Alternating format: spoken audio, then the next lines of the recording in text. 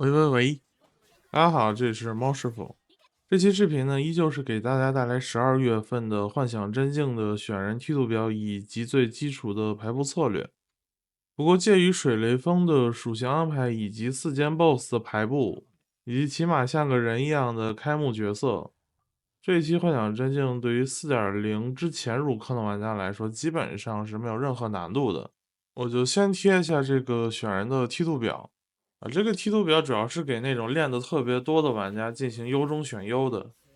因为存在属性限制以及对不同的 BOSS 存在不同的攻略需求，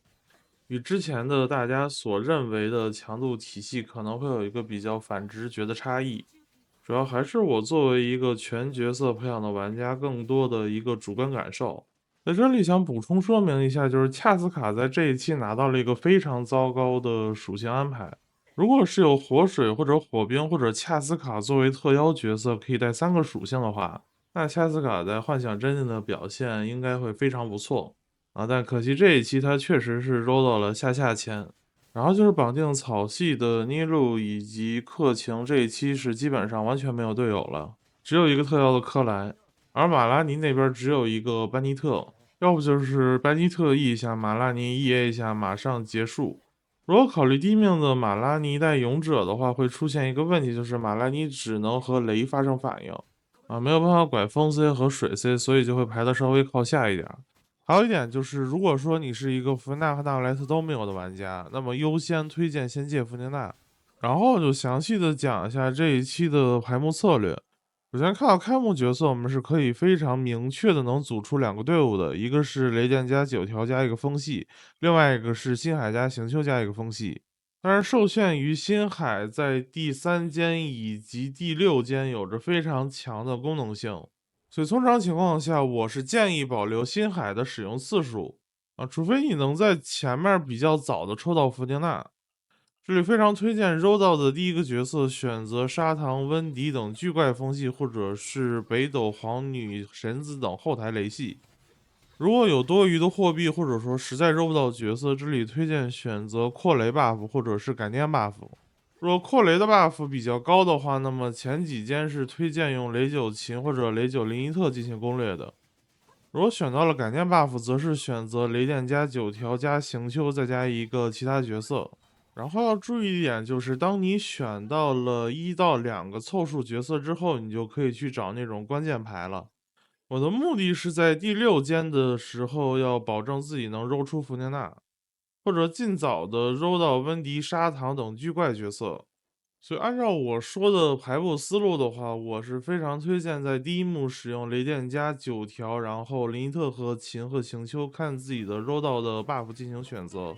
然后在第二幕的时候，如果说你的雷九是有练度的话，那么就选择雷电加9条去打第3间，然后可以拿星海、行丘以及柔道的角色在第2间混一下。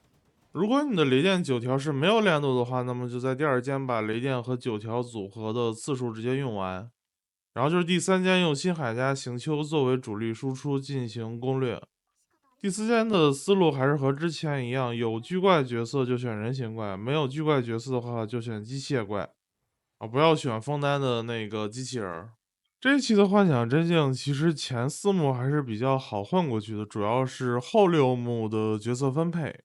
在理想状态下，我是非常推荐把弗恩娜放在第6间以及第8间的，因为杀虫和暴君龙其实留给玩家的攻略的窗口期是非常短的。暴君龙会在战斗开始的时候飞上天空，并且给自己套一个火盾，而沙虫则是会以对角线的形式在场地周围游走。所以这2个 BOSS，如果你携带弗恩纳的话，攻略的难度会有一个非常明显的下降。3个海鲜会全程追着这2个 BOSS 从头打到尾，并且弗恩纳的大招是有比较高的 Z 轴挂水的，可以起到破盾的功效。所以这间如果说你有一个2命及以上的弗纳的话，配合一个双水工具人，一个封套的减抗工具人，仅凭3个海鲜以及吃满 CR buff 的弗纳就可以实现单刷。而第10间呢，就没什么好说的，就是一个生存压力相对比较高的纯肉装的 BOSS。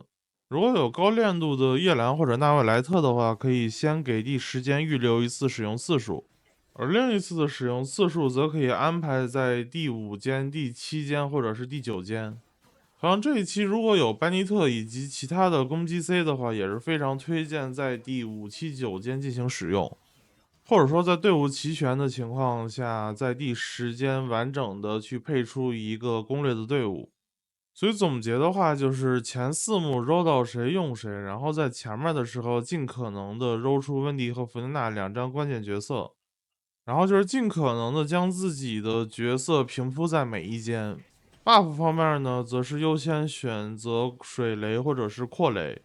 但是这一期选 buff 的优先级就远远没有选人重要，尤其是水系和风系。还有就是在第6间，如果实在揉不到芬娜的话，建议非常果断的去使用回溯机制。总之就是不计一切代价把芬娜在第6间和第8间的时候用掉。以上呢就是这期幻想真境的一个简单的攻略视频，我是猫师傅，我们下期视频见。